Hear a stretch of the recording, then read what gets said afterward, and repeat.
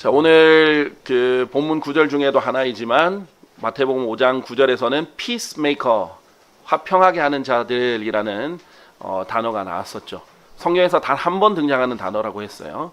당연히 peace도 성경에서 많이 나오고 maker라는 말도 성경에서 등장하지만 peacemaker가 한 단어로 화평하게 하는 자들이라는 한 단어로 이렇게 나온 것은 이제 성경에서 딱 한 번 등장하는 거죠. 이 화평하게 하는 자들에 대해서 마태복음 5장 9절은 복되다라고 되어 있습니다. 복되다. 자, 복되다라는 것은요, 하나님께 복을 받는다라는 거죠. 자, 일반적으로 복이 있다. 우리 개역 성경에 쓰는 표현인데, 복 있는 사람은 이렇게 돼 있죠. 근데 복이 있다 하면 그 사람한테 복이 있는 거예요. 그렇지만 성경적으로는 복은 근원이 하나님이십니다. 우린 복을 받는 존재죠. 복되다라는 수동태로 쓰면 이 사람이 복을 받아서 행복하다라는 뜻으로 우리나라 국어사전에 등재되어 있어요. 자, 얼마나 성경적인 표현입니까? 성경적으로도 복되다라는 말은 행복하다는 말과 일맥상통합니다. 그런데 우리 국어사전에도 복을 받아서 행복하다 이렇게 되어 있더라고요. 아주 성경적인 표현이라고 되어 있습니다. 많은 사람들이 행복을 위해서 살아갑니다. 그 행복을 위해서, 행복이 인생의 목표인 사람이 많이 있죠. 근데 그 행복을 위해서 어떤 사람은 돈을 많이 벌면 행복할 거라고 생각하고, 어떤 사람은 유명해지면 행복할 거라고 생각하고, 어떤 사람은 여러 가지 다른 것들로 물질적인 것들을 채우면 행복해질 거라고 생각하지만 그렇지 않죠. 돈이 많이 가져보면 더 많은 염려와 근심이 있다는 걸 알게 되고, 더 많은 욕심이 부려진다는 게 알게 되고, 또 돈을 더 많이 신뢰하게 되어서 하나님 신뢰하기가 더 어렵다라는 것도 알게 될 겁니다. 돈이 나쁜 건 아니에요. 돈은 그냥 도구에 불과합니다. 그러나 돈을 사랑하는 것이 문제가 되는 거죠. 자, 마찬가지입니다. 행복은 하나님의 말씀에서 오는 것이고 하나님께서 주시는 거예요. 하나님께서 어떻게 하면 행복하다라는 것을 성경에 많이 알려주셨는데, 그 중에 하나가 화평하게 하는 자들이 행복하다라고 했어요.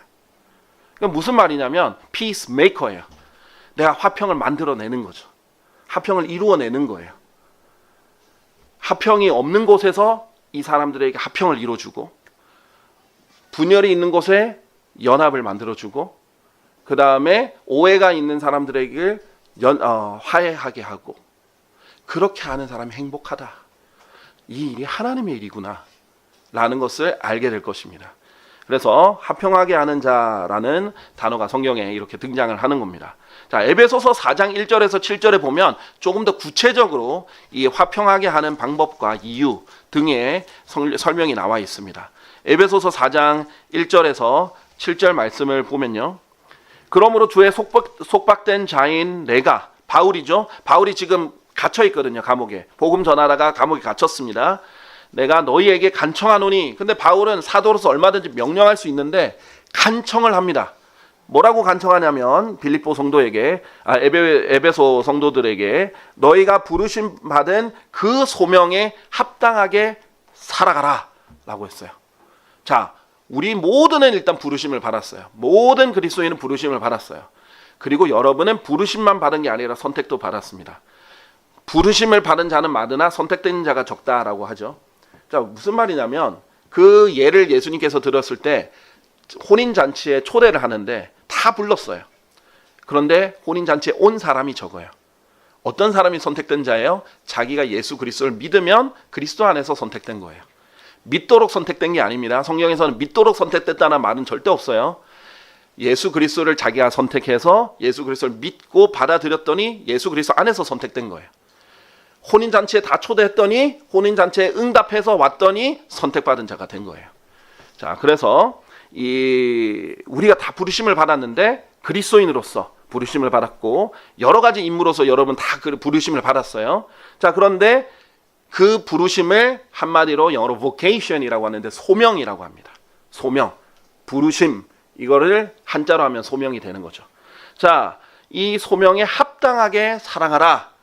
여러분은 그리스도인으로서 하나님의 자녀로서 또 화해의 사역을 맡은 자로서 또 어떻게 보면 형제로서 또 하나님 섬기는 종으로서 다양한 부르심을 받았는데, 그 특히 복음을 지키는 자로서 다양하게 부르심을 받았는데 합당하게 살아가라라는 겁니다. 살아가다, 이게 뭐냐면 work는 이것을 실행해내는 거예요. 삶에서 실행해내라는 겁니다. 삶에서 계속해서 살아가는 거예요. 가다가 work의 의미가 있는 거예요. 그래서 live는 살다예요. 그냥 사는 게 아니라 살아가는 겁니다. 계속해서 진행하는 의미가 있고요. 이것을 살아내는 겁니다. 자, 그래서 우리는 우리가 받은 소명을 기억하고, 우리 모두는 기억하고 거기에 합당하게 살아가야 되는 의무가 있습니다. 어떻게 해야 되는가? 2절부터 나와 있어요. 모든 낮아짐과 온유함으로 또 오래 참음으로 사랑 안에서 서로 용납하여 화평의 띠 안에서 성령의 하나 되게 하심을 지키도록 노력하라 라고 되어 있어요. 자, 지금 그리스도인으로 다 부르심을 받았어요. 자, 그리고 여기 다 한 자리에 모였어요. 우리는 또 바른 성령과 바른 교리를 위해서 또 진리를 위해서 열심히 노력해서 왔단 말이죠. 자, 그러면 우리가 해야 될 일이 뭐냐? 모든 낮아짐과 온유함으로 또 오래 참음으로 사랑 안에서 서로 용납하고, 그 다음에 화평의 띠 안에서 하나님께서 이렇게 묶어두신 거예요. 여러분, 요한계시록 2장 3장에 보면 굉장히 놀라운 게 있죠. 교회 단위로 대표하는 천사가 위에 있는 거예요. 지역교회 단위로. 그게 하나님 앞에 있는 거예요. 그리고 교회 단위로 성령의 역사를 등잔대로 표현을 합니다. 교회가 등잔대고 거기에 있는 등불들이 성령으로 표현되는 거예요. 그래서 교회는 성령께서 교회에게 하시는 말씀을 들을지어다 그러죠. 들어야 돼요. 잘 듣고 활활 타오르는 교회가 있는 반면에 안 듣고 꺼져가는 교회가 있죠. 다 꺼지면 하나님께서 등잔대로 옮기시는 겁니다. 성령의 역사는 다른 데 갈 수 있어요. 자, 그런 것으로 보았을 때 하나님께서 우리를 한 지역교회로 불러 모으신 것은 신비로운 일입니다. 하나님께서 이 지역교회에서 무엇이든지 묶으면 하늘에서도 묶고 무엇이든지 풀면 하늘에서 풀린다라고도 약속하셨어요. 그만큼 하나님께서 여기에 같이 모인 무리를 굉장히 중요하게 여기시는 거죠. 화평의 띠로 두르셨어요. 여러분, 하나의 띠로 두르신 겁니다. 자, 그런데 그 띠의 이름은 화평입니다. 자, 이제 여러분은 구원 받았어요. 그리스도인이 됐어요. 아, 그리스도의 군사예요. 또 하나님의 자녀예요. 화해 사역도 맡았어요. 자, 여러분이 할 일이 많고 여러분의 소명이 있는데 여러분 먼저 해야 될 게 뭐냐? 합당하게 살아가야 되는데 먼저 해야 될 게 뭐냐? 하나님께서 화평의 띠로 둘러주셨으니까, 그리고 성령님께서 여러분을 계속 하나 되게 하시니까 이것을 열심히 지키도록 노력해야 되는데, 그렇게 하려면 반드시 낮아져야 된다. 반드시 낮아져야 된다. 자기가 높아지면 절대 화평은 이루어질 수 없습니다. 잠언에서 뭐라고 해요? 다툼은 교만으로만 온다고 했어요. 다툼이 이루어지면 어쨌든 간에 교만이 개입이 된 겁니다. 제가 말씀드렸죠. 손뼉도 마주쳐야 소리가 나는데, 어쨌든 다툼이 일어나면은 뭐 10% 90% 이 차이가 있든 어쨌든 교만이 개입이 된 겁니다. 양쪽 다. 만약에 교만이 전혀 없으면 박해를 당하겠죠. 그렇죠. 핍박을 당하겠죠. 그냥 고난을 당하는 거예요. 당하면 당했지 다툼이 일어나진 않습니다. 다툼은 교만으로만 옵니다. 낮아지면 무조건 화평을 지키는 내 역할을 할 수 있어요. 그리고 온유해야 돼요. 그리고 오래 참아야 돼요. 그리고 사랑 안에서 뭐든지 해야 돼요. 그리고 서로 용납해 줘야 됩니다. 자, 하나님께서 여러분 많이 용납하셨죠? 자, 그거만큼 용납하셔야 돼요. 근데 여러분이 하나님께 받은 용서는 무한하고 어마어마하게 많은데 용납을 못하는 사람도 있어요. 자, 심지어는 저 사람의 머리 스타일이 용납이 안 돼. 심지어는 저 사람의 옷차림이 용납이 안 돼. 심지어는 저 사람의 나이가 용납이 안 돼. 심지어는 저 사람의 사고 방식 자체가 용납이 안 돼. 나랑 너무 달라. 그러면 그냥 내가 조금 더 이해 폭을 넓혀야겠다 해야 되는데, 그게 아니라 저 사람 이상한 사람이고 난 저 사람은 얘기도 안 할 거고 저 사람 나갔으면 좋겠고 막 이러면 안 된다는 거죠. 그렇죠?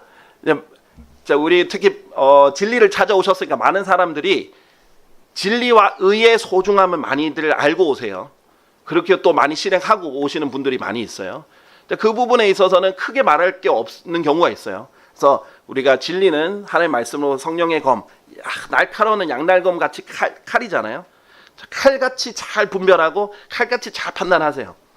그런데 우리가 이것을 사랑으로 써야 되잖아요. 근데 사랑으로 써야 되는데 그러지 않고 이것을 무기로 쓰는 사람이 있어요. 같은 그리스도인들끼리, 형제 자매끼리.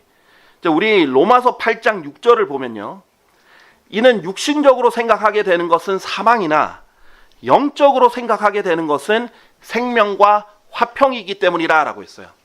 자, 여러분에게 똑같은 무기가 주어져도, 아니면 날카로운 칼이 주어져도 이것만 가지고는 여러분이 하나님의 명령을 순종한 게 아니에요. 여러분이 잘 칼을 쓴다고 해서 여러분이 하나님의 명령을 다 순종한 거 아니에요. 이걸 어떻게 쓰느냐, 이게 이제 화평 단계예요. 의를 알았다고 해서 끝난 게 아니에요. 화평까지 이루는 게 하나님의 뜻이에요. 진리를 알았다고 해서 끝난 게 아니에요. 사랑까지 하나님께서 하시는 게 하나님 뜻이에요. 자, 그런데 어떤 육신적으로 되면 어떻게 되느냐? 사망을 자꾸 생각하게 돼요. 근데 영적으로 생각하게 되면 어때요? 생명과 화평이에요. 칼로 예를 들어볼게요. 하나님의 말씀 쫙 펼쳐서 이 구절 저 구절 이 구절 딱 들고 와서 저 사람 이게 문제고 저게 문제고 저게 문제고 이거 문제고 저게 문제고 저게 문제고 저 사람 죽여야 돼. 잡아 죽이자. 아니면 이 칼처럼 막 난도질을 해서 내가 담궈버려야겠다. 그렇게 생각하면 육신적인 거예요. 여러분이 일단 이 지역교회로 그 부르심을 받았으면 생명과 화평으로 생각하셔야 돼요. 어떻게 하면 살려볼까? 어떻게 하면 화평하게 해결할까? 이것이 목적이어야 됩니다. 그래서 수술용 날카로운 칼로 써야 돼요. 그것만 잘 도려내보자. 이 아픈 부분, 이 종양과 암덩어리만 제거하자. 문제가 있다면.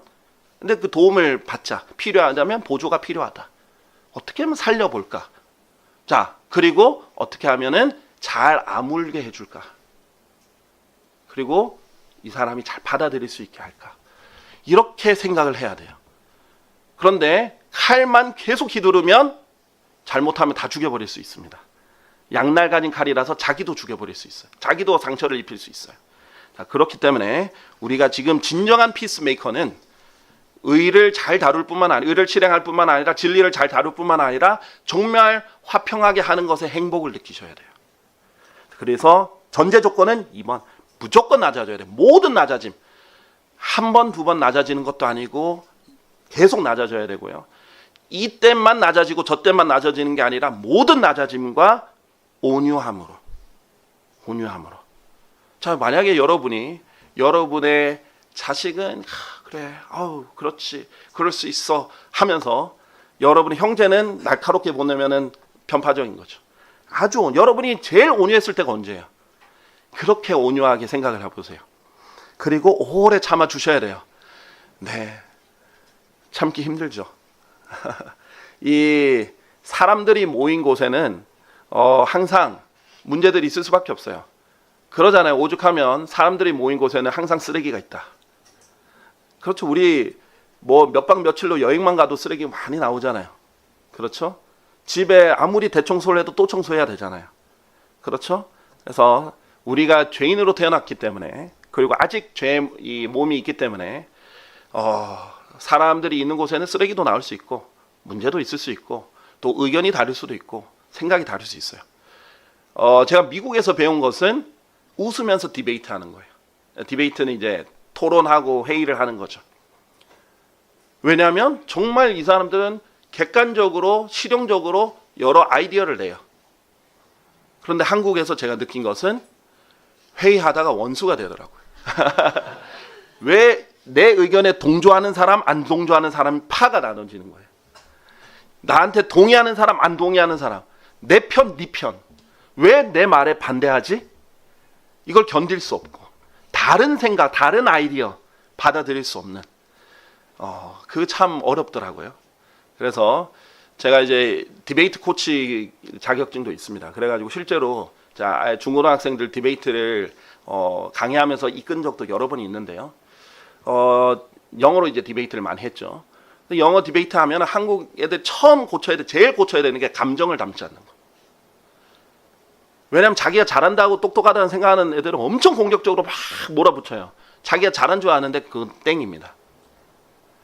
엄청 이것은 정말 말 그대로 우리 모두가 하나의 공통된 의를 이루기 위해서, 목적을 이루기 위해서 우리 다 예를 들면 우리나라에 관한 디베이트 한다. 다 우리나라를 사랑한다는 관점에서 다른 아이디어가 많이 나올수록 좋은 거다. 그 관점으로 즐기면서 디베이트를 하고 좋은 결론이 도출되기를 꼭 내게 아니더라도 기대하면서 해야 되는데, 그게 아니라 내 의견에 반대했다는 게 자존심 상하는 거예요. 내 편이 안 됐다는 게 싫은 겁니다. 우리나라 국회의원들 맨날 싸우잖아요. 서로 의견을 갖춰가지고 막 목숨 걸고 맨날 싸우잖아요. 영국 의회 그 토의하는 거 보셨습니까? 엄청 신사적으로 잘 회의해요. 예전에 우리나라는 막 날라차기도 하고 뭐 도끼도 뭐 들고 뭐 이렇게 한 걸로 아는데, 요즘 뭐 그 정도까지는 아닌 것 같은데 그래도 많이 올라온 거죠, 저희 나라도. 근데 하여튼 제가 생각한 것은 이제 온유함, 오래 참음, 이런 것이 많이 필요하다. 그래서 성경에서 이미 답을 주고 계시다라고 돼 있어요. 저는 이제 미국에서 살면서 뭘 느꼈냐면, 이 나라는 굉장히 저력이 있다. 그냥 단순히 돈이 아니다. 이 나라는 국민 전체가 기본적으로 받은 어마어마한 유산들이 있구나. 그게 킹 제임스 성경의 유산들이었어요. 가정교육, 학교 생활, 청렴도, 그리고 정직함을 엄청 중요하게 여겨요. 누가 거짓말을 하면 그 거짓말을 한 것을 굉장히 이거는 뭐 법으로 처벌받는 거 아니다 할지라도 그건 상대하지 못할 사람을 여깁니다. 아주 청렴하고, 그러니까 깨끗하고 정직하고 뇌물을 알아서 잘 안 받고 자기를 충실히 하고 뭐 이런 것들이 기본 베이스로 있는 거예요. 근데 제가 필리핀 가서 뭔 느낀 줄 아십니까? 나라 전체가 부정부패로 가득 차 있습니다. 그러니까 너무 좋은 자원들이 많아요. 나라도 자원이 많죠. 이 인력도 좋은 인력들이 많이 있죠. 한국 사람들이 가서 보면 막 기회의 땅이에요. 근데 대부분 거기에서 투자하다가 실패하고 돌아오는 이유가 뭐냐면, 거기에 그 부정부패, 느린 행정, 거기에 만연해 있는 거짓, 이런 것들을 다 계산을 못한 거죠. 물질적인 계산만 하다 보니까 실패를 하고 돌아오는 경우를 많이 봤습니다. 이게 나라의 저력이에요. 아무리 투자해도 밑빠진 독에 물빼기처럼 자꾸 새어나가는 거예요. 여기는 엄청난 저력이 있구나. 근데 킹 제임스 성경이 기반이라는 걸 알았어요. 자, 지금 저도 여러분에게 이제 말씀드리려는 거는, 여러분이 해야 될, 하나님께서 명령한 노력하라 라고 한 게 몇 가지가 있는데, 그 중에 하나가, 특히 지역교회에서 여러분이 노력해야 되는 것은, 화평의 띠 안에서 하나님께서 여기 하나의 갈보리 침례교라는 띠를 두르셨거든요. 근데 이 화평이라는 이름으로 띠를 두르셨어요. 그러면 성령님께서 계속 하나 되게 하시는데, 그것을 지키려고 노력해야 돼요. 마음에 안 든다고 끊어버리고 가지 마시고 지키도록 노력을 해야 된다. 이것을 여러분이 기억하시면 좋겠습니다. 자, 4번 보면 이 성령의 하나 되게 하심을 기억하게 해주시는 문구들이 있어요. 너희의 부르심의 한 소망 안에서. 자, 여기 계신 분들 다 예수 그리스도께서 다시 오시는 거 소망하시죠? 한 소망 안에서 여러분이 부르심을 받았습니다. 바로 이와 같이 한 몸, 여러분이 구원받았다면 다 그리스도의 몸 안에 들어가 계시죠? 맞습니다. 맞나요? 네. 그리스도의 몸 말고 다른 몸에 계신 분이 계십니까? 자, 한 영, 여러분 안에 성령님 계시죠? 한 영이 계시죠? 맞습니까? 여러분 한 주님 믿고 계시죠? 5절에. 그리고 한 믿음, 우리 여러분 같은 믿음을 가지고 계시죠? 또 한 침례, 여기서 말하는 침례는 물침례가 아닙니다. 성령 침례를 통해서 성령님께서 예수 그리스도의 몸 안으로 들어오게 하는 바로 그 하나의 침례를 말합니다. 성경에서 침례들은 한 7가지로 여러 가지 침례들이 있습니다. 자, 6절에 보면 한 하나님, 곧 모두의 아버지께서 계시느니라. 우리가 한 하나님, 하나님의 아버지를 섬기고 있습니다. 그분은 모든 것 위에 계시며 모든 것을 통하여 너희 모두 안에 계시느니라. 자, 이런 하나님 우리 안에 모시고 있습니다. 우리가 7절, 그러나 우리 각자에게는 그리스도의 선물의 분량에 따라 은혜가 주어지니라. 그런데 하나님께서 각자 선물의 분량은 다르게 주셨어요. 역할을 다르게 주셨어요. 어떤 사람은 머리 역할, 어떤 사람은 그리스도가 머리지만, 어떤 사람은 입의 역할, 어떤 사람은 손의 역할, 발의 역할, 다양한 역할을 하게 해주셨죠. 그 역할에 대해서 왈가왈부할 필요 없어요. 시기할 필요도 없고 판단할 필요도 없습니다. 감사한 거예요. 내가 발이 안 돼서 감사합니다. 발 역할 해주신 분 있어서 너무 감사합니다. 내가 손이 아니라서 너무 감사합니다. 손 역할이 해주시는 분이 있어서 제가 이렇게 또 편하게 생활합니다. 제가 입의 역할이 아니어서 감사합니다. 얼마나 부담이 됐을까요? 그런데 이배 역할을 해주신 분이 다닐 수 있어서 감사합니다. 어떤 사람은 운영을 대신 맡아주셔서 감사합니다. 어떤 사람은 요리를 대신 맡아주셔서 감사합니다. 어떤 사람은 청소를 대신 맡아주셔서 감사합니다. 그렇게 할 수 있죠. 역할은 다릅니다. 네, 우리가 그것 또한 뭐예요? 우리가 지역교회에서 함께 정한 거잖아요. 각자 자원함으로 했잖아요. 그렇죠? 하나님께서 존중하신다는 거죠. 그러면 우리가 그 화평 안에서 뭔가 제안할 것이 있고 뭔가 변화를 원하거나 그러면 이제 화평 안에서 체계 안에서 제안을 하고 또 부드럽게 온유하게 제안을 할 수 있겠습니다. 자, 그러면 우리 화평과 관련해서 성경에서 뭐라고 하는지 간략하게 보고 그게 첫 번째 단계인데요. 그 다음에 다음 단계로 넘어가겠습니다. 히브리서 12장 14절 네, 이렇게 말씀하셨습니다. 이제 우리 구절들을 좀 살펴볼 건데요. 성경을 좀 찾아보는 일이 있으면 좋겠습니다. 히브리서 12장 14절 보면 모든 사람들과 함께 화평과 거룩함을 따르라. 어떤 사람도 그것들 없이는 주를 보지 못하리라 라고 했습니다. 자, 히브리서에 교리적 특징이 있지만 하나님께서 분명히 우리가 모든 사람들과 함께 화평과 거룩함을 따르라 라고 했어요. 여기서 모든 사람은 심지어 구원받은 사람들이든 아니든 모든 사람들입니다. 여러분 구원받지 않은 사람들이라고 해서 여러분 막 욕할 거예요? 함부로 할 거예요? 오히려 더 잘해줘야죠. 가능한 한 화평하게 하려고 다 노력을 해야 되죠. 그렇죠? 마찬가지입니다. 구원받은 사람도 당연히 가능한 한 화평하게 해야 되죠. 거룩하게 해야 되겠죠. 밖에 있는 사람들도 마찬가지입니다. 거룩하게 이렇게 해야 됩니다. 자, 그런가 관련해서 로마서 12장 18절에는 조금 더 적극적으로 이렇게 말씀하십니다. 가능한 한 로마서 12장 18절 가능한 한 너희 편에서 할 수 있는 만큼 자 얼마나 강조했냐면 가능한 한 너희 편에서 할 수 있는 만큼 모든 사람들과 더불어 화평하게 살라라고 했어요. 여기서도 모든 사람이에요. 제가 어떤 사람은 그리스도인들에게는 매우 친절한데 믿지 않는 사람들에게 매우 공격적인 사람도 봤고요.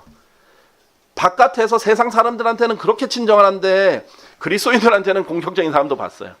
둘 다 안 돼요. 다 가능한 한 너희 편에서는 할 수 있는 만큼 모든 사람과 더불어 화평하게 살아야 돼요. 그게 복입니다. 그게 행복입니다.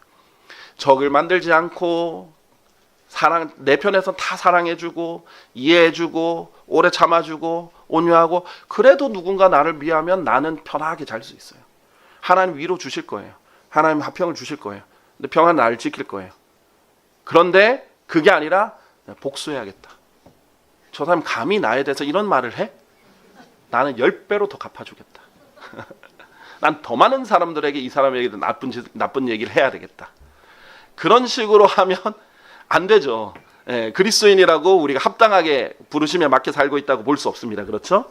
자, 잠언 12장 20절에 보면요.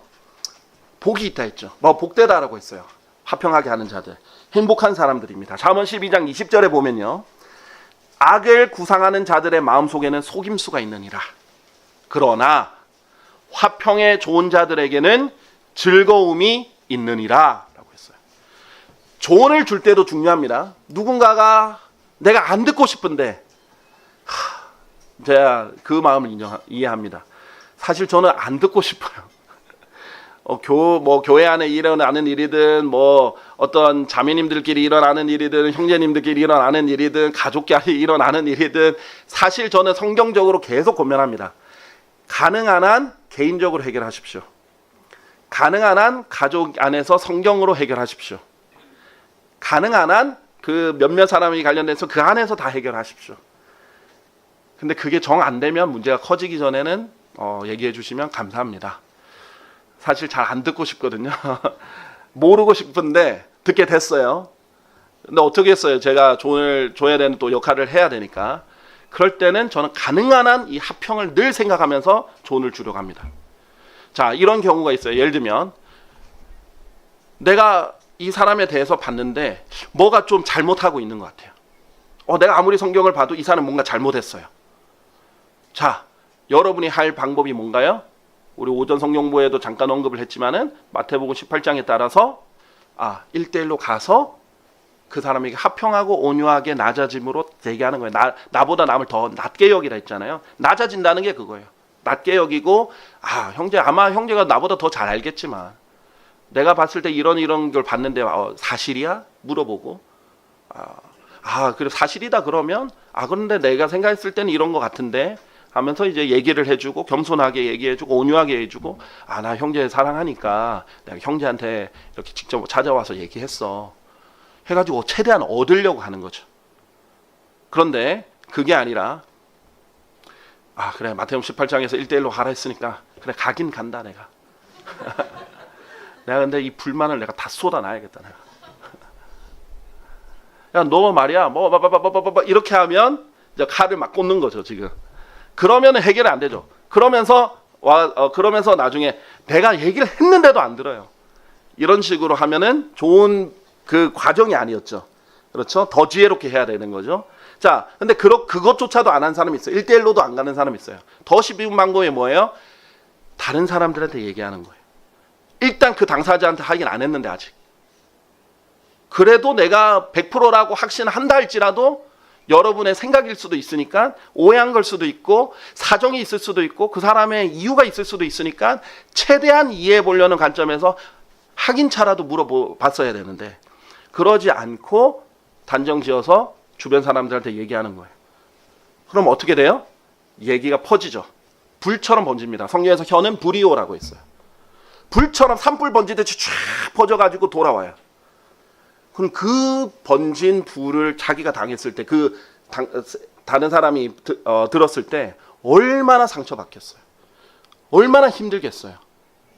얼마나 속상하겠어요. 감정에 골이 생기고 원수가 될 수도 있는 거예요.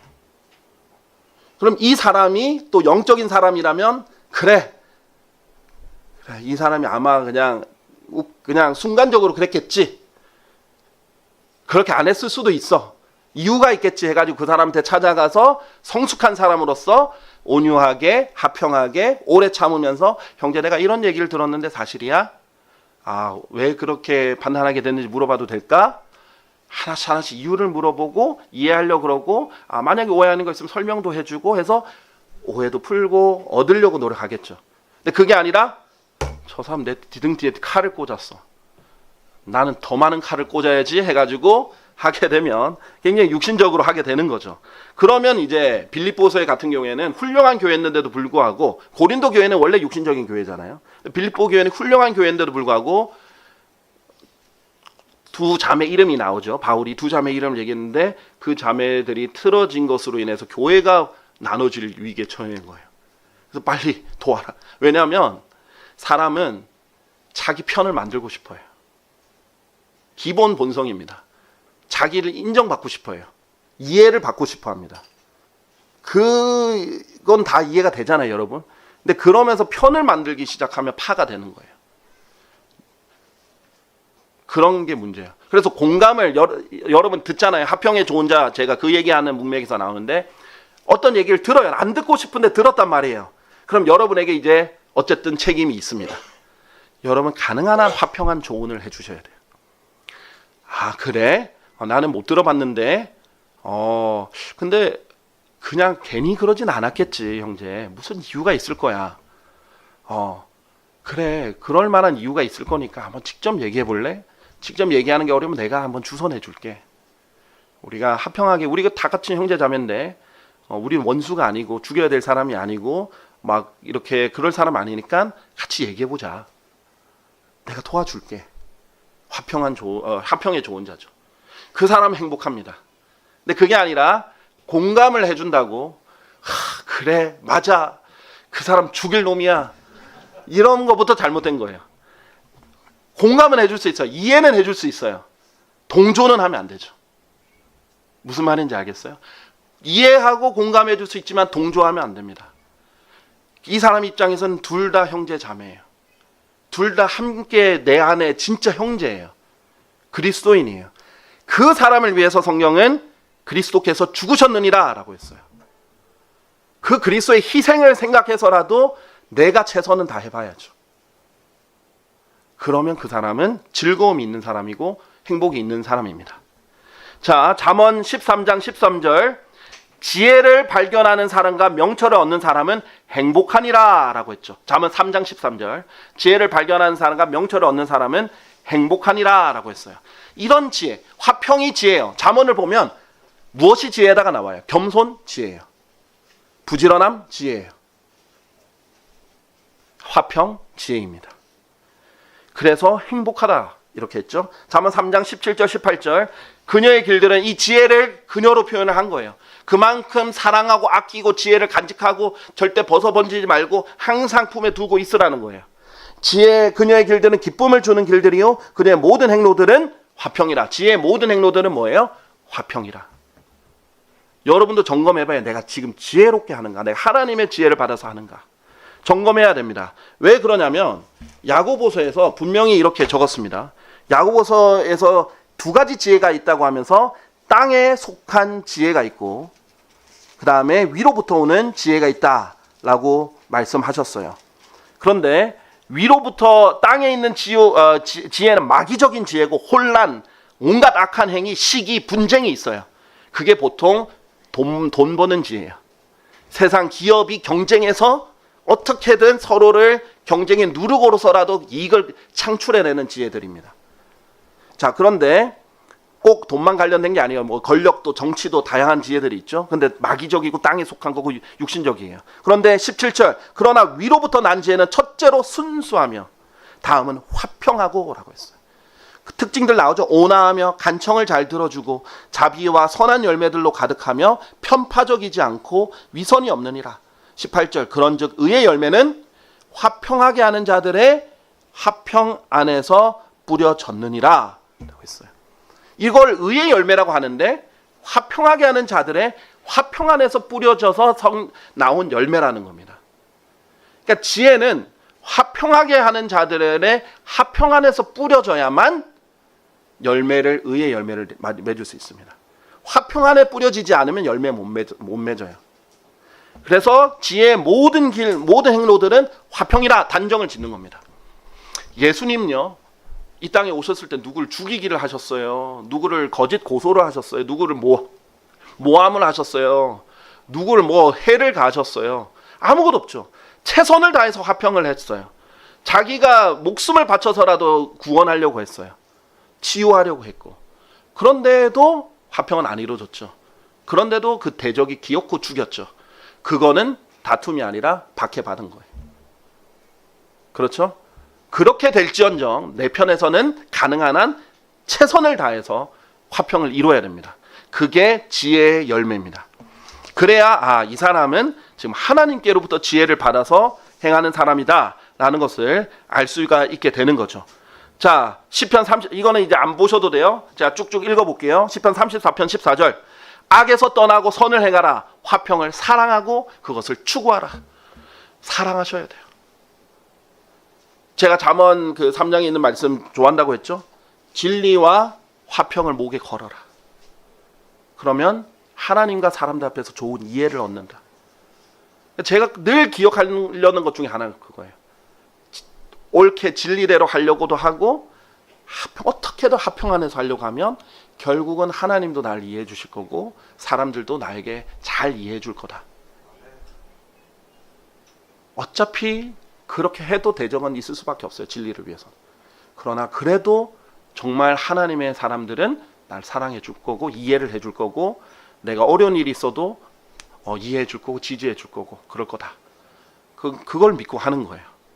자, 마태복음 5장 23절 24절에 보면 이건 찾아보셔도 돼요. 뭐라고 돼 있냐면 만일 너가 너의 예물을 제단으로 가져오다가 거기에서 너의 형제가 너를 적대하는 어떤 일이 있음을 기억한다면 자, 예물을 제단으로 이제 가져와서 하나님께 경배 드리려고 지금 오고 있어요. 그런데 너의 형제가 너를 적대하는 어떤 일이 있음을 기억한다면 보세요. 내가 어떤 형제를 적대하는 어떤 일이 아니에요. 마태복음 5장 23절에서 24절이죠. 내가 어떤 형제가 싫은 게 아니에요. 내가 어떤 형제를 적대하는 게 아니에요. 어떤 형제가 너의 형제가 너를 적대하는 어떤 일이 있음을 기억한다면 너의 예물을 거기 제단 앞에 남겨두고 너의 길을 가서 먼저 너의 형제와 화해가 이루어지게 하고 그런 다음에 와서 너의 예물을 바치라. 예수님이 하신 말이에요. 우리가 영과 진리 안에서 경배드린다 그러죠. 말만 맨날 영과 진리 안에서 경배드리는 게 아니에요. 육신 안에서 경배드릴 수 없어요. 누구를 미워하는 가운데서, 그게 뭔가 해결이 되지 않은 가운데서, 화평이 아닌 지금 분열이 있거나 시기가 있는 가운데서 어떻게 경배를 하는 게 제대로 드립니까? 경배보다 먼저 해결해야 되는 게 하나님께 경배드릴 수 있는 컨디션이에요. 조건이 돼야 됩니다. 영과 진리 안에서 이루셔야 돼요. 그래서 설령 내가 아니더라도 그 사람이더라도 내가 먼저 어프로치하는, 먼저 접근하는 그런 성숙함이 있어야 돼요. 그러면 하나님께서 그 사람에게 복을 주는데요. 하나님 다 갚아주는데요. 그렇죠? 그렇게 해서 해야 하나님께서 경배를 받아주신다. 먼저 하나님께 경배를 드리려 하다가도 멈춰서 그걸 해라. 이렇게 얘기를 하고 계시는 거예요. 그게 하나님의 심정이죠.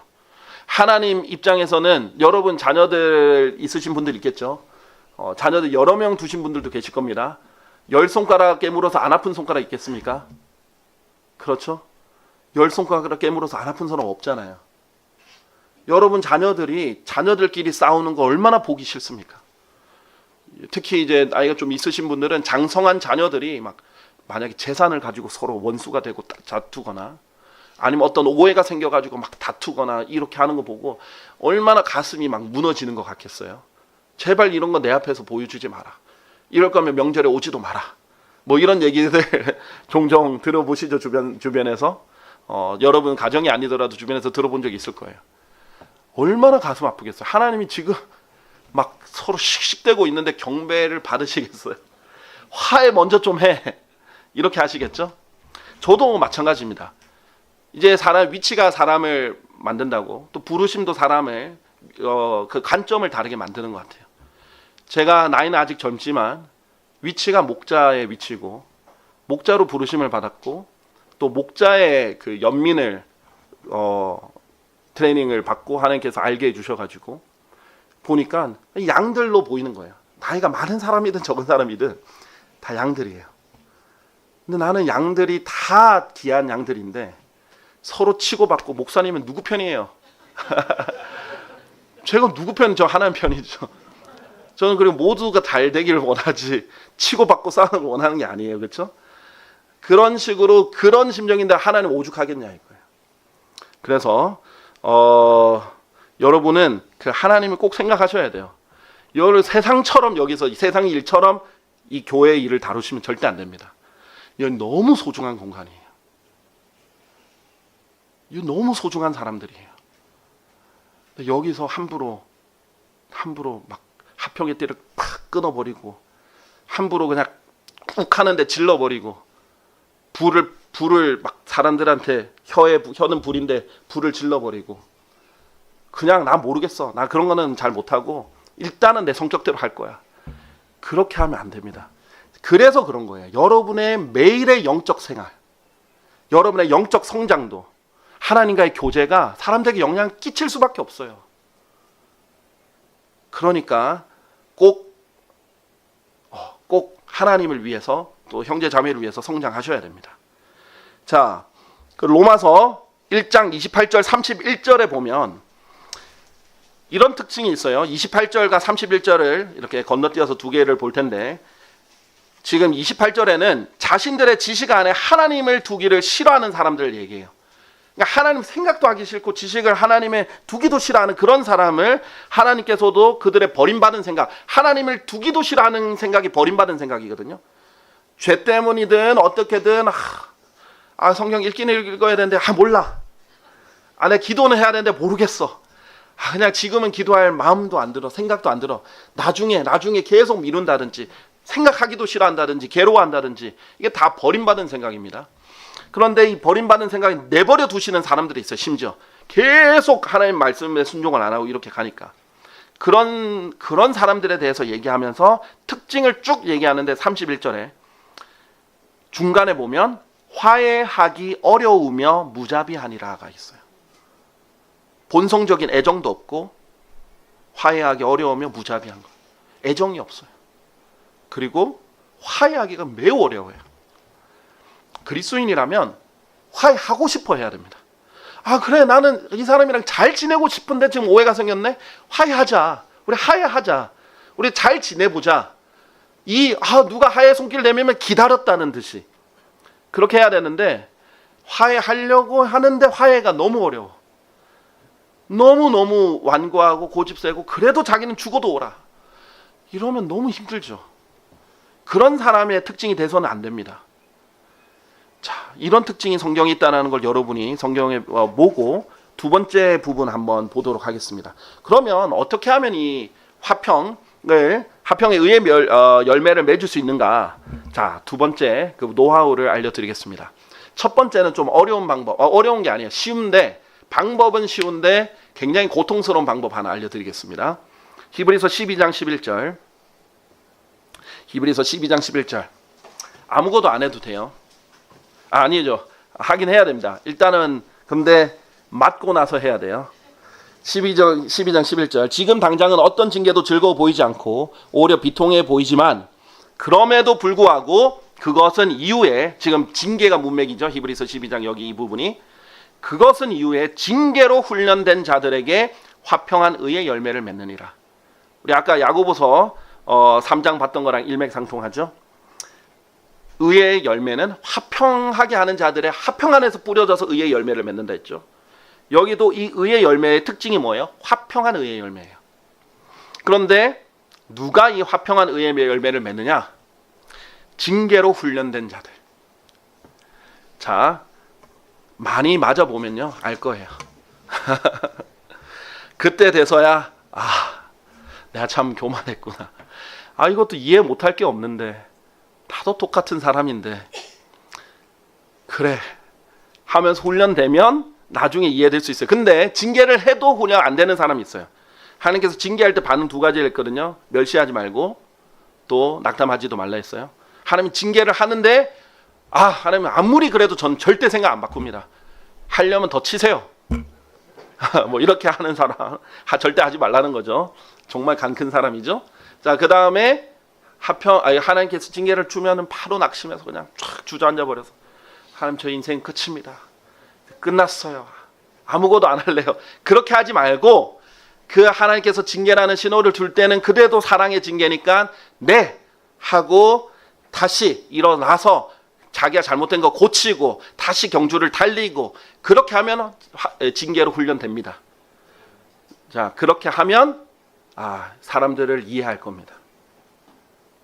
그래서 하나님께서 일부러 사람들에게 고난을 허락을 하시는 거예요. 왜냐하면 하나님께 위로받아서 다른 사람도 위로해 주라고. 근데 태어나서 한 번도 실패 안 해본 사람은 실패한 사람들의 마음을 모르죠. 그 세계 3대 악 중에 하나가 젊을 때 성공하는 거라고 하죠. 실패 한 번도 안 해보고 젊을 때 바로 갑자기 성공을 해버리는 거예요. 나머지 인생이 망가지는 경우가 많다고 그러죠. 아니면은 갑자기 복권이 당첨이 됐어요. 그런 것도 문제겠죠. 갑자기 돈에 대해서 어떤 준비가 안 돼 있고 훈련이 안 돼 있고 지식이 없는데 갑자기 큰 돈이 생겨서 인생이 망가지는 경우도 있죠. 자, 마찬가지입니다. 여러분이 징계로 잘 훈련이 되면, 그러면 이제 여러분 사람을 이해하는 폭이 넓어지는 거예요. 근데 왜 이렇게 힘들고 징계로 훈련되려고 하십니까? 그렇죠? 그럴 필요 없습니다. 하나님 말씀 잘 들으면 징계로 훈련 꼭 안 돼도 잘 하실 수 있어요. 자녀를 키우면 꼭 매를 맞아야 말을 듣는 사람이 있고, 또 매를 안 맞아도, 예를 들면은 뭐 둘째나 셋째나 막내 같은 경우에는 오빠나 형이나 누나 언니가 맞는 거 보고 알아서 잘하는 사람도 있을 거고 아니면 맞아도 절대 말 안 듣는 사람도 있죠. 다양한 사람이 있어요. 여러분은 맞아도 절대 말 안 듣는 사람 절대 되지 마시고, 만약에 맞는다면 바로 말을 잘 들으시고, 맞기 전에 일단 말부터 잘 들으십시오. 그렇게 하면 여러분은 잘 성장하실 수 있습니다. 자, 또 성경에 뭐라고 말씀하시냐면요. 고린도후서 13장 11절 12절 말씀 볼게요.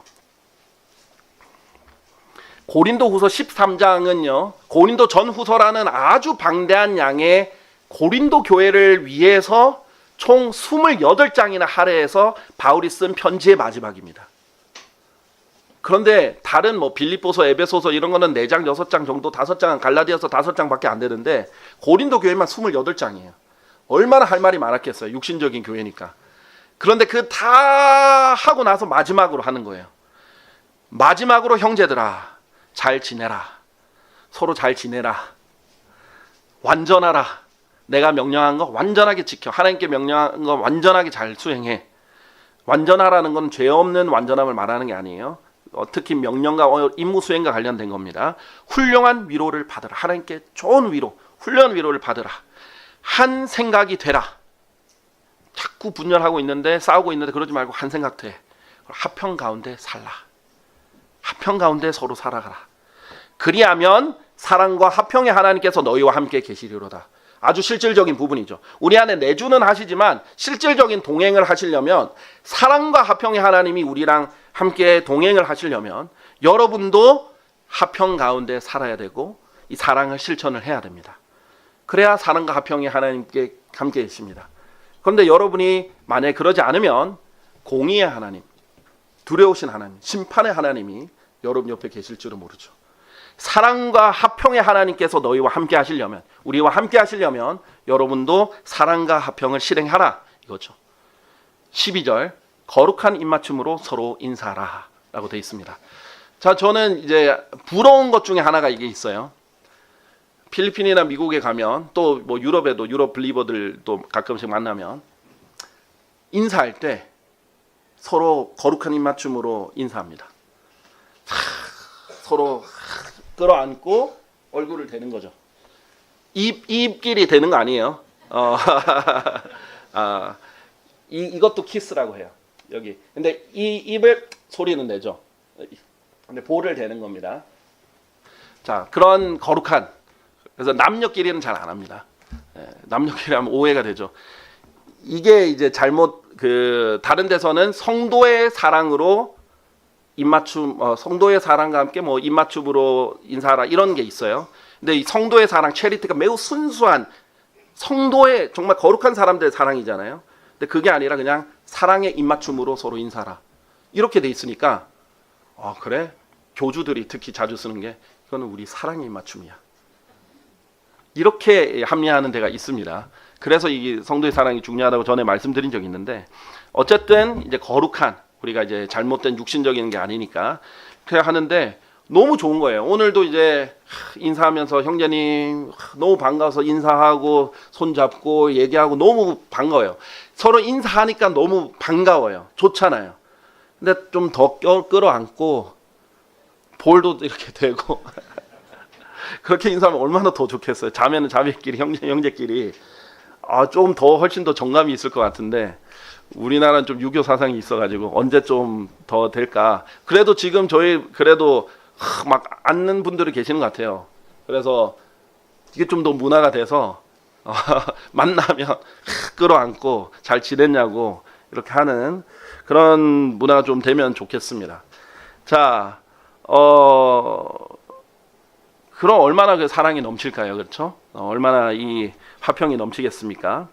자, 그래서 실질적으로 이런 것들을 잘 이루기 위해서 원리가 몇 개가 있는데, 로마서 14장 15절, 로마서 14장 19절에서 20절 같은 장인데요. 15절과 19절에서 20절 로마서 14장 보시면요.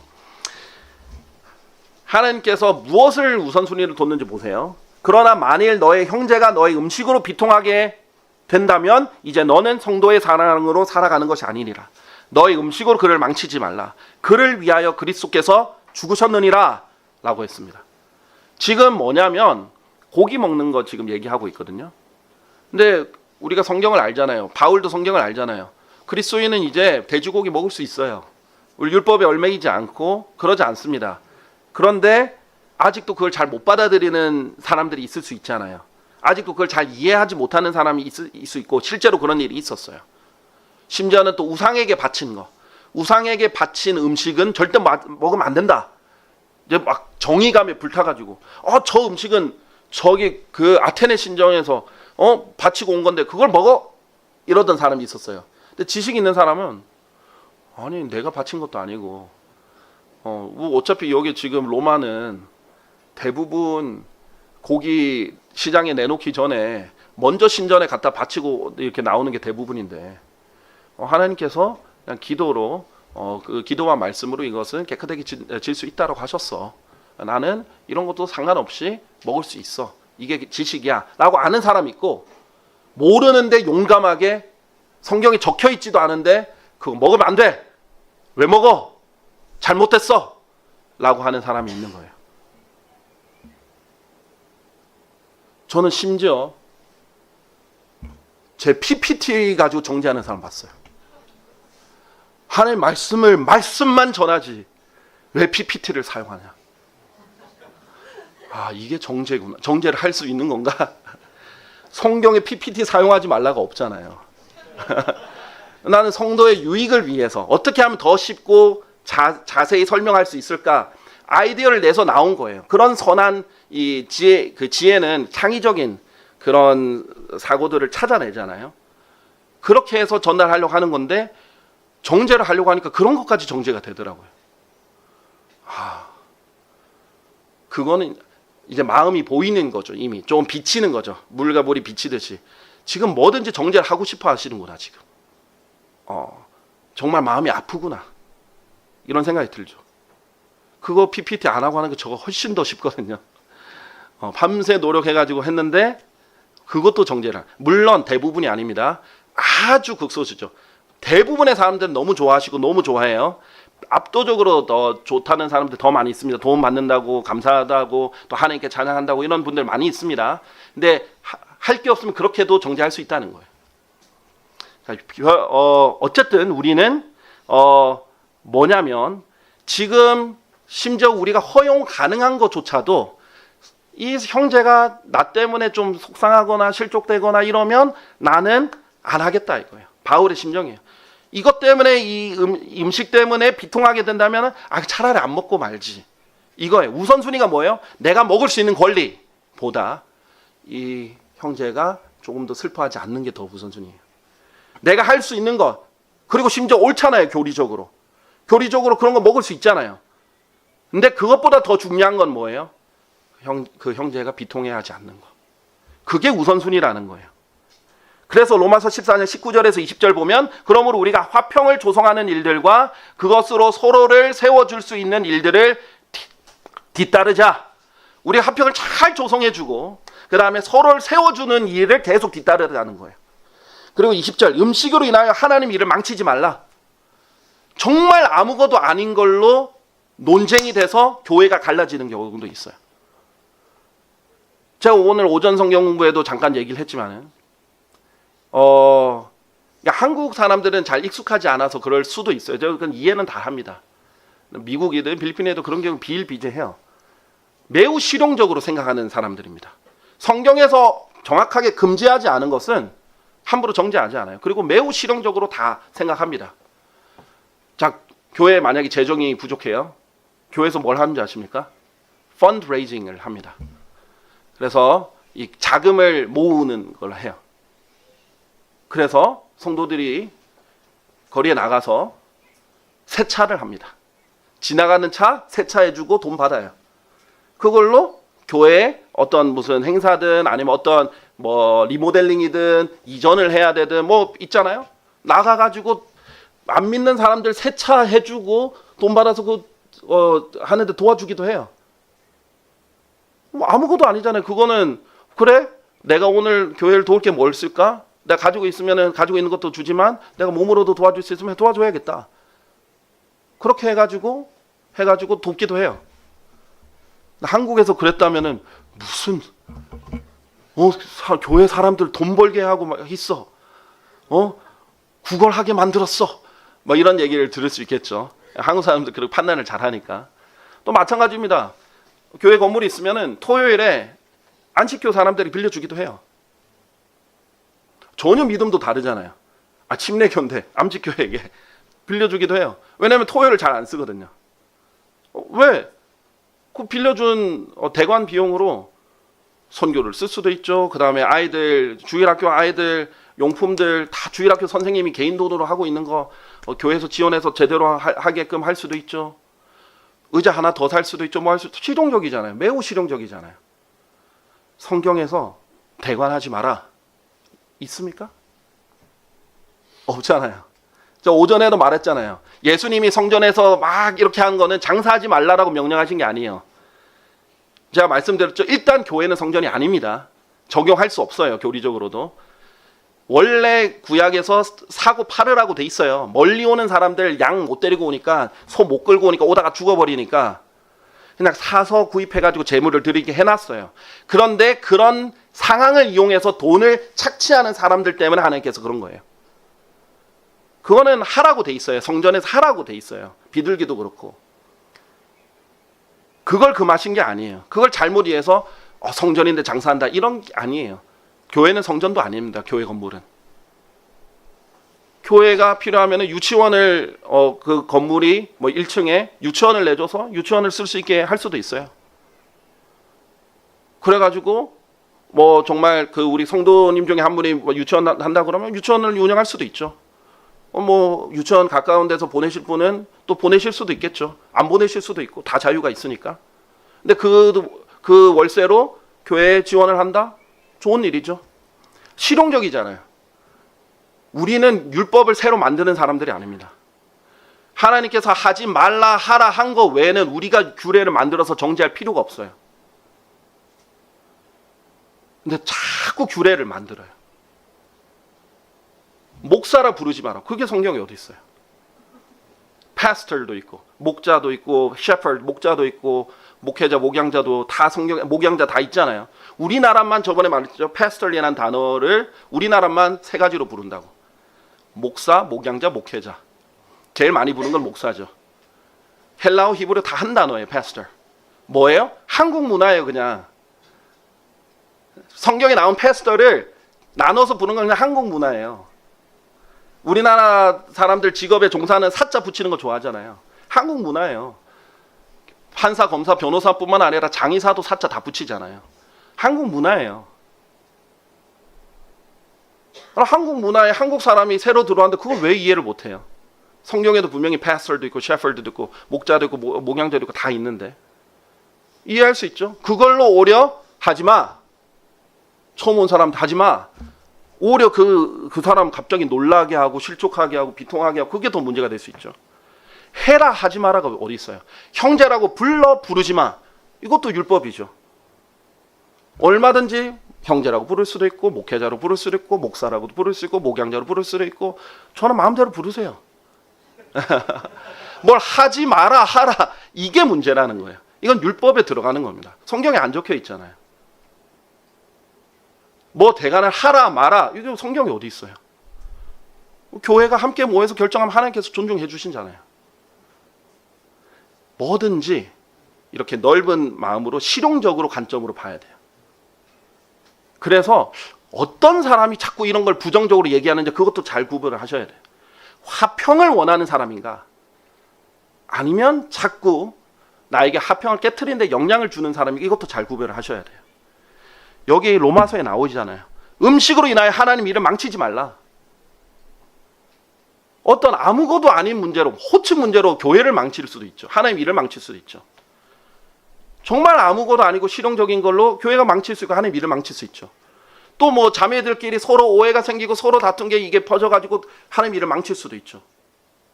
심지어는 설거지하는 일로도 하나님 일을 망칠 수도 있죠. 청소하는 일로도 하나님 일을 망칠 수 있어요. 그렇게 하지 말자는 거예요. 화평하게 하자는 겁니다. 이게 우리가 부르심을 받은 부르심입니다.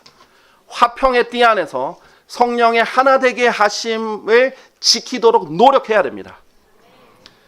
마지막으로 왜 우리가 이 사역을 맡아야 되느냐 간략하게 하겠습니다. 예수 그리스도 때문입니다.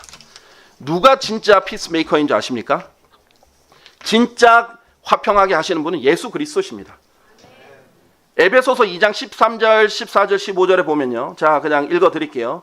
그분께서 우리의 화평이시오 라고 돼 있어요.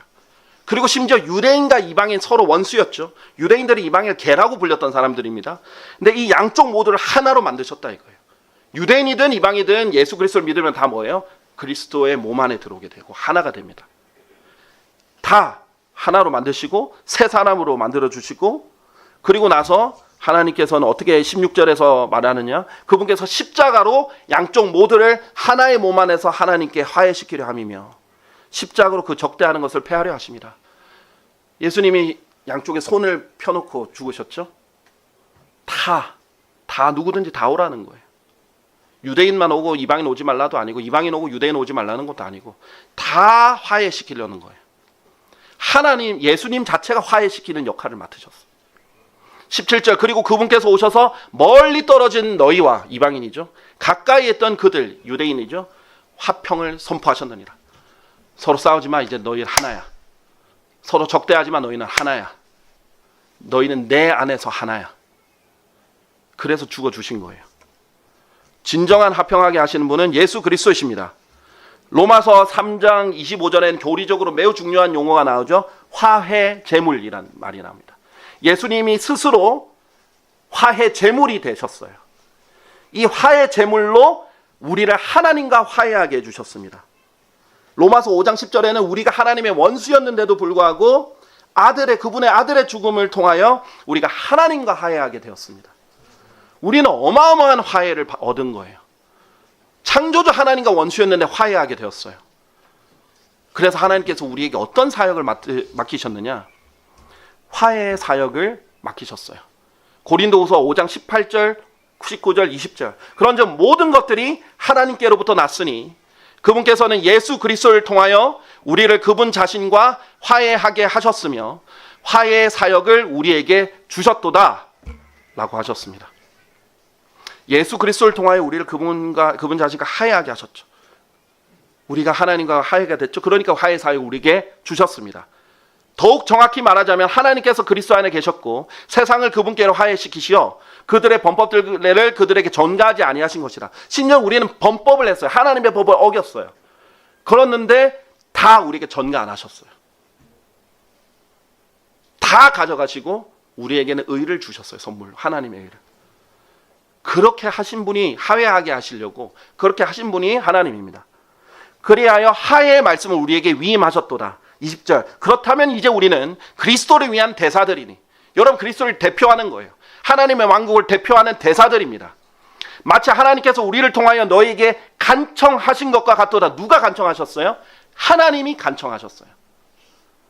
저보고 얘기를 하라고 우리를 통하여 간청하셨다는 거예요. 지금 제가 말하지만 하나님이 여러분에게 간청하는 거예요. 화해의 사역을 수행하라고. 우리는 그리스도를 대신하여 너희에게 간구하노니 너희는 하나님과 화해하라. 여러분은 만약에 여러분 그러지 않으신 분들이 대부분이고 그러지 않으시겠지만 만약에 형제들 간에 만약에 불화가 있고 그렇게 되면 여러분은 하나님하고도 문제가 있는 겁니다. 그 안에 하나님이 계신 거예요. 하나님과 화해하셔야 됩니다.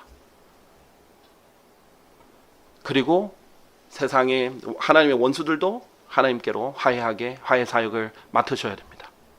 왜 그렇습니까? 요한일서 4장 10절에 보면 하나님이 우리를 먼저 사랑하신 거예요. 우린 사랑하지 않았어요. 근데 하나님이 우리를 사랑하셔서 우리의 죄들로 인해서 화해 제물이 되신 거 아니에요. 우리가 잘한 게 있어서 죽어주신 게 아니었잖아요. 지옥 갈 사람인데 대신 죽어주신 거잖아요.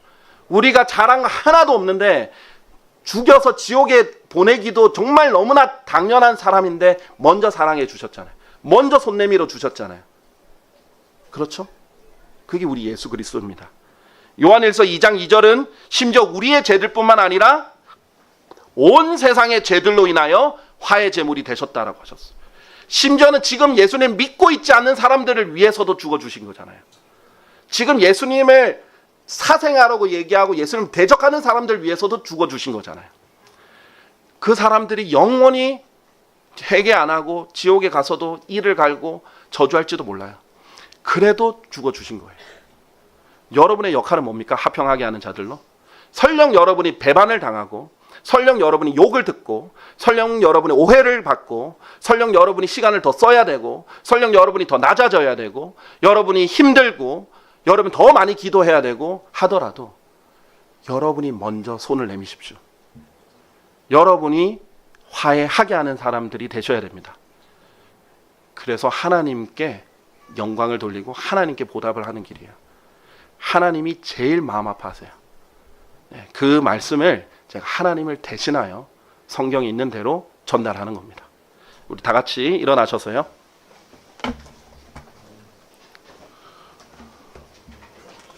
다 같이 일어나셔서 찬송가 400장 400장 십자가를 내가 지고 우리 찬송하실 텐데요. 찬송하기 전에 우리 반주자께서 반주하는 동안 오늘 하나님의 말씀을 듣고 여러분이 이 말씀을 묵상하면서 반응하면서 하나님께 나아가고 하나님께 반응하고 하나님께 기도하는 시간을 가지시기 바랍니다.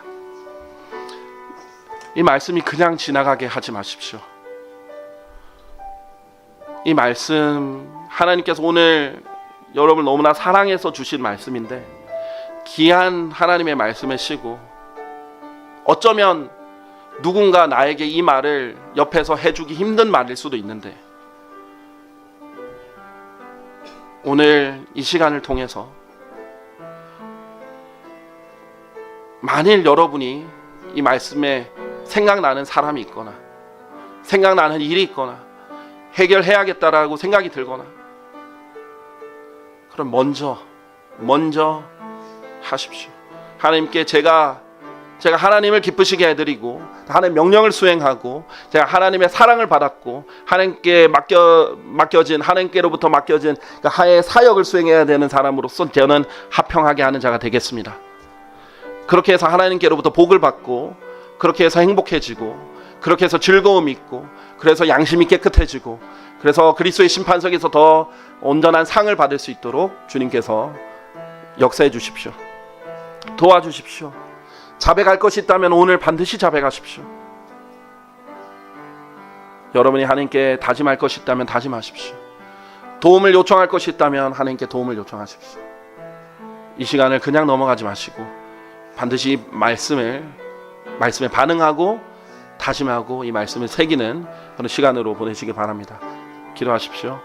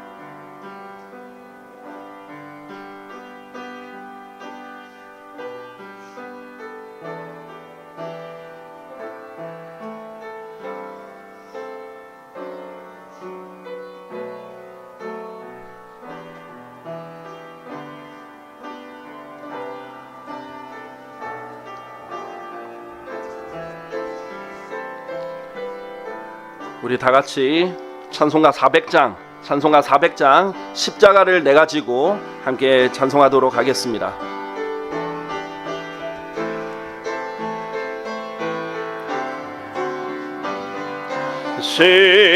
십자가를 내가 지고 주의 뒤를 따르는 이후부터 예수로만 나의 보배 삼겠네. 전에 좋아하던 것을 모두 내어 버리니 주의 평안 내게 있어 항상 만족합니다. 주가 핍박 당했으니 나도 핍박 당했네. 세상 친구 간사하되 예수 진실하도다. 예수 나를 사랑하사 나와 동행하시니 원수들이 미워하나 염려할 것 없겠네. 원수 나를 핍박하며 많은 고초 주어도 예수 나를 품에 안아 항상 위로하시네. 주가 나를 사랑하니 무슨 근심 있으랴. 주가 나를 도우시니 기뻐할 것뿐일세. 아멘. 기도하겠습니다. 사랑하는 주 하나님 아버지, 정말 주님 앞에 나아가는 것조차 할 수 없었던 비참한 죄인들, 주님께서 먼저 사랑해 주시고 먼저 다가와 주시고 먼저 손 내밀어 주시고 또 먼저 저희를 위해 구원을 이루어 주셔서 정말 저희가 구원받을 수 있는 능력도 없었고 자격도 되지 않았는데 주님께서 사랑으로 저를 용서해 주시고 저의 모든 죄들과 잘못들, 범법들까지도 다 전가하지 않으시고 저에게 주님의 의만 전가해 주신 주님 그 크신 사랑과 희생에 모든 찬양을 돌려드립니다. 주님, 저희가 그 크신 사랑을, 그 큰 사랑을 받은 자로서, 이 사랑을 너무나 감사하는 사람으로서, 이 사랑 때문에 영원한 생명을 받은 자로서 이 사랑이 저에게 강력하게 하나님의 사랑을 실현하라고 이렇게 건면하는 그런 건면을 받는 사람으로서 저희가 주님의 사랑을 실천하기를 원합니다. 주님이 저희를 화해하게 해주셨던 것처럼 저희도 화평하게 하는 자로서 화해를 이루는 사역을 이룰 수 있도록 도와주시옵소서. 주님, 여기 있는 많은 성도님들 정말 진리를 사랑하고 하나님 사랑해서 정말 옳은 것을 찾고 싶고 옳은 것을 행하고 싶고 불의를 싫어하고 의를 사랑하는 사람들이 모여 있습니다. 정말 귀한 사람들입니다. 그러나 때로는 이것을 어떻게 표현하거나 어떻게 실현하거나 어떻게 다뤄야 될지 잘 모를 때도 있고 때로는 세상적으로 또는 세상에서 지금껏 살아왔던 대로 세상에서 지금껏 문제를 해결해왔던 그 세상의 방식 그대로 지금 옛날의 생활 방식 그대로 이것을 해결하려고 하는 때가 있습니다. 주님, 나이가 어떻게 되었든 우리는 이제 그 세상의 방식과 육신적인 방식을 버려야 합니다. 여기 있는 모든 성도님들이 자신의 모든 잘못된 옛 습관과 사고방식과 판단 방식과 생활 습관까지도 다 버리고 그 방식도 다 주님 앞에 버리고 성경적인 방식과 주님 성령에서 하라고 하는 대로 하는 정말 말 그대로의 바이블 빌리버가 될 수 있도록 좀 역사해 주십시오.